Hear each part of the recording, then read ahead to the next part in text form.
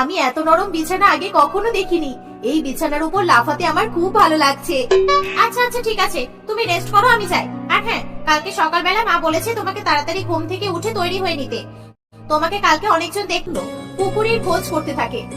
এ বাবা, কালকে রাতে তো কাউকে জিজ্ঞাসা করেই হলো না যে এখানকার পুকুরটা কোথায়। আমাকে তো বললো সকাল সকাল ঘুম থেকে উঠে স্নান করে, সে কোনো পুকুর দেখলাম না। এরা কোথায় স্নান করে? যাই, আমি বরং আমার ননদিনীকে জিজ্ঞাসা করে দেখি। এই বলে লিপিকা তার ননদের ঘরে যায়।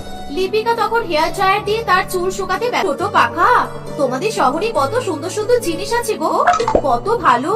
কারোর মাথায় গরম হলে এই পাখাটা দিয়ে যে কেউ মাথায় হাওয়া করতে পারবে, তাই তো? কিন্তু পিঙ্কি, তোমার মাথায় এত আরে বৌদি, এটা হাত পাখা নয়, এটাকে হেয়ার ড্রায়ার বলে। আমি এটা দিয়ে আমার চুল শুকাচ্ছি।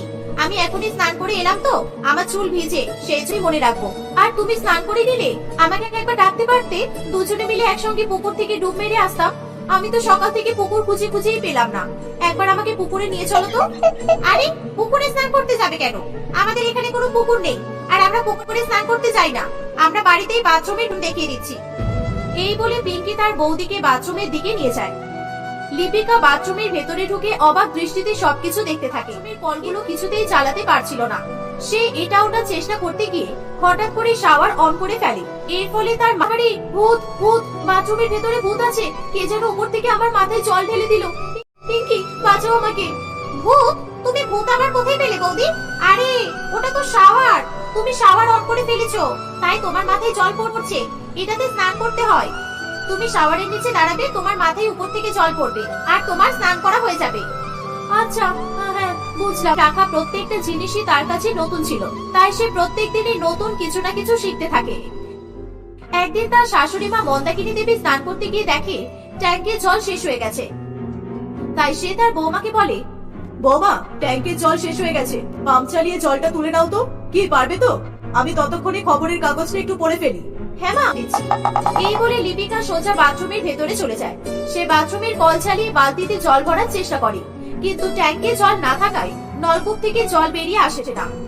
এ বাবা, কল থেকে জল বেরোচ্ছে না কেন? মাঝে বললেন ট্যাঙ্কে জল নেই, জল না বেরোলে আমি ট্যাঙ্ক ভর্তি কিভাবে করব? না, এবার আমি কাউকে কিছু জিজ্ঞাসা করব না, আমার নিজের কাজ আমাকে নিজেকেই করতে হবে। বাড়ির বাইরের টাইম কল থেকে জল নিয়ে এসে সিঁড়ি দিয়ে 3 তলার উপরে উঠে ট্যাঙ্কে জল ঢালতে শুরু করে। এরকম ভাবে বেশ কয়েক বালতি জল নিয়ে নিচে থেকে উপরে ওঠানামা করতে থাকে। এর ফলে লিপিকা আর এমন অবস্থা দেখে তার ননদ বলে, আরে বৌদি, এই বালতি করে জল নিয়ে তুমি উপরে যাচ্ছ কেন? আমি অনেকক্ষণ ধরে দেখছি শেষ হয়ে গেছে, তাই আমি ভাবলাম বাথরুমের কল থেকে জল নিয়ে ট্যাঙ্কটা ভর্তি করে দেবো, কিন্তু বাথরুমের কল থেকেও তো জল পড়ছে না, তাই জন্য আমি বাইরের কল থেকে জল নিয়ে এসে ট্যাঙ্ক ভর্তি করছি। পিঙ্কি তার বৌদির এরকম বোকামি দেখে অবাক হয়ে যায়। আরে বৌদি, তুমি এত বোকা কেন বলো তো? ট্যাঙ্কে জল না থাকলে বাথরুমের কল থেকে জল কিভাবে পড়বে? ট্যাঙ্ক থেকেই তো পাইপলাইনের মাধ্যমে কল থেকে জল পড়ে, আর ট্যাঙ্ক ভর্তি করার জন্য বালতি করে জল তুলতে হয়, এটা তোমাকে কে যেতে পারবো না। আরে বাবা না, তোমাকে জল নিয়ে যেতে হবে না, এসো আমার সঙ্গে। দেখো, এই সুইচটা 10 মিনিটের জন্য অন করে রাখবে, আর জল অটোমেটিক ট্যাঙ্কে ভর্তি হয়ে যাবে, তোমাকে কিছু করতে হবে না। পিঙ্কির কথা শুনে লিপিকা ভীষণ পরিমাণে অবাক হয়ে যায়। বুঝলাম না, এই সুইচটা টিপলে জল কিভাবে উপরে উঠবে? আমাকে একটু বোঝাও তো ভালো করে। আমাকে ক্ষমা থেকে। লিপিকা কিছু বুঝতে না পারায় মাথা চুলকাতে চুলকাতে সেখান থেকে চলে যায়। এরকম ভাবেই সময় কাটতে থাকে। একদিন সকাল সকাল ব্যস্ত ছিল, তখন প্রতাপ সেখানে এসে বলে, কি করছো ডার্লিং? কি ব্যাপার? আমার বউটা মন দিয়ে রান্না করছে, কিছু শুনতে পাচ্ছে না? ও, তুমি আমাকে বললে? আমি ভাবলাম তুমি অন্য কাউকে বলছো। আমার নাম তো ডার্লিং নয়। বলো কি চাই? সকালটা কি বলো তো? সকাল সকাল মুডটা পুরো খারাপ করে দিল। ঠিক তখনই সেখানে লিপিকার ননদ পিঙ্কি চলে আসে। আরে দাদা, এরকম করছিস কেন? বৌদি গ্রামের মেয়ে, বৌদি এসব কিছুই বোঝে না, তাই বৌদিকে ভালো করে বুঝিয়ে বলতে হয়, না হলে বৌদি কিছু বুঝতে পারে না। বৌদি, আজকে হলো হাগ ডে, আজকে হাগ করতে হয়, আজকের দিনটা আমরা সবাই পালন করি, বুঝেছো? আচ্ছা দাদা, আজকে না আমার খুব দেরি হয়ে গেছে, তুই একটু আমাকে ছেড়ে দিবি? ঠিক আছে, তুই তাড়াতাড়ি রেডি হয়ে নে। আর এই যে লিপি, তুমি তাড়াতাড়ি আমাদের টিফিনটা প্যাক করে দাও। এই বলে হাগা ডে পালন করে? আজকে সারাদিন এরা হাগবে? এটা কি করে সম্ভব? আমার কেমন যেন অদ্ভুত লাগছে, একবার শাশুড়ি মাকে গিয়ে জিজ্ঞাসা করি তো। এই বলে লিপিকা তার শাশুড়ি মায়ের কাছে যায়। মা, আজকের দিনে সবাই কি করে? আজকে সবাই হাগ করে, কিন্তু কেন বলো তো? মানে এই দিনটা আপনারা সবাই পালন করেন? আজকে বাড়ির সবাই?